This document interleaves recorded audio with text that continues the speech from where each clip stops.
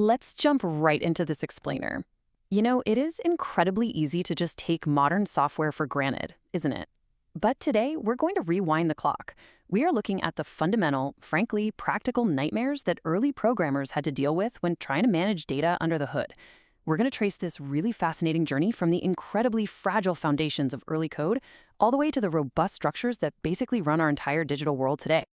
To really ground this abstract computer science concept, let's just imagine we're tasked with building a student management system. We need to track exactly 100 undergraduates. Now, that sounds super simple, right? But think about it. How exactly did early developers actually instruct a computer's memory to keep all these different people and all their specific unique details perfectly organized? Well, for every single person in our system, we have to track 3 distinct pieces of data. We've got a roll number as an integer, a student name as a string, and their physics marks as a double. So that's 3 completely different data types, but they all fundamentally belong to one single identity.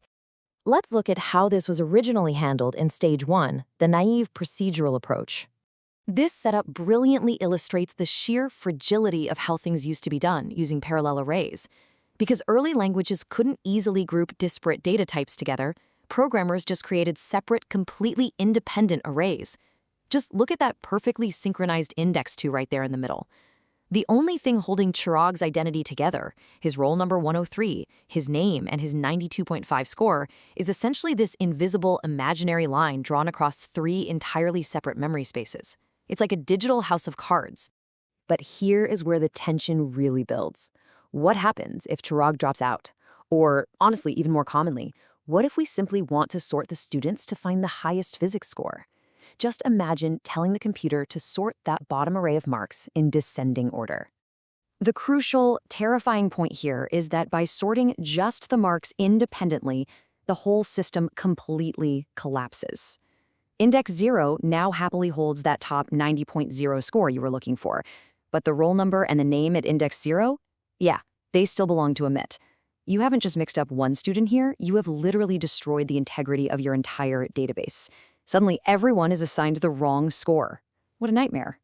So, to avoid this total multi-array collapse, early programmers couldn't just use a simple built-in sorting command. No way. Instead, they had to write this painful, highly manual swap logic just to keep these disparate arrays perfectly synchronized.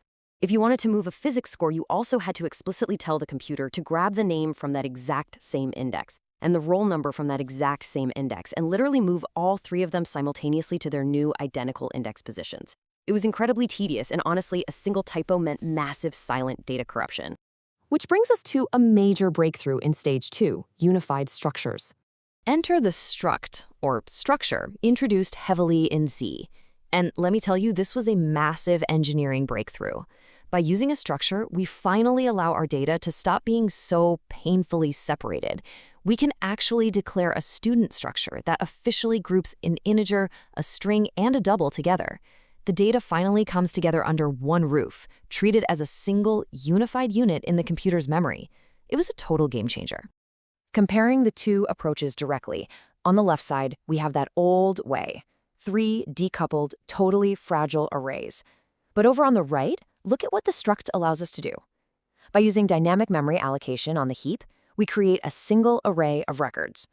Our 100 students are now securely bound together, meaning if you sort the array now, the student's name, roll number, and marks all travel safely together as one single solid package.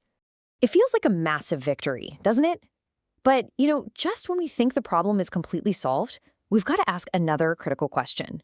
Structures group the data together successfully, sure, but where exactly does the logic live? The functions for calculating the GPA, or updating those marks, or printing out the report cards, where does that logic actually reside in a procedural programming model? Well, the terrifying reality of procedural code is that while the data is now nicely grouped in a structure, the functions that actually act on that data are still just floating around freely. Literally any function, anywhere in your program, can accept a pointer to your unified data structure and just modify its variables directly. There are 0 boundaries, no oversight, and absolutely no protection. And this leads directly to uncontrolled data mutation. This entire journey really builds up to the fundamental difference between these 2 paradigms. You can clearly see the contrast here. We are looking at the messy, tangled web of procedural programming at the top, compared to the clean, highly protected capsules of object-oriented programming at the bottom. Let's break this down a bit more. Focusing just on the top half for a second, that procedural chaos is incredibly clear. You've global data just sitting there, totally vulnerable, while this wild web of floating, disconnected functions accesses it from all sides. The main program branches out into these isolated pockets of logic. And because there is this complete separation of data and logic, the risk of unintended modification is just astronomical.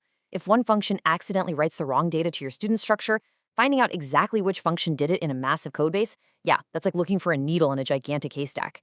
This painful separation is exactly what necessitated our final evolution, object-oriented programming.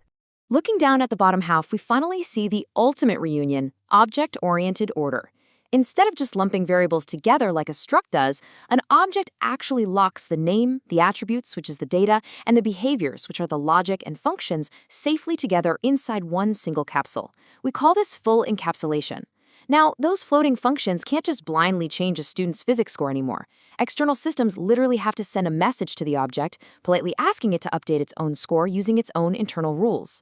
This single, brilliant shift prevents that uncontrolled mutation and basically guarantees the stability of the entire system.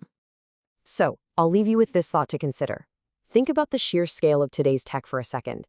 Banking systems, healthcare databases, air traffic control. Systems where millions of data points are interacting every single second. What would the catastrophic, real-world risks be if we were still relying on those early systems that allowed totally uncontrolled data mutation? Hopefully, this explainer has shown you exactly why object-oriented encapsulation isn't just some neat little coding trick. It is an absolute non-negotiable baseline necessity for our global digital security and stability.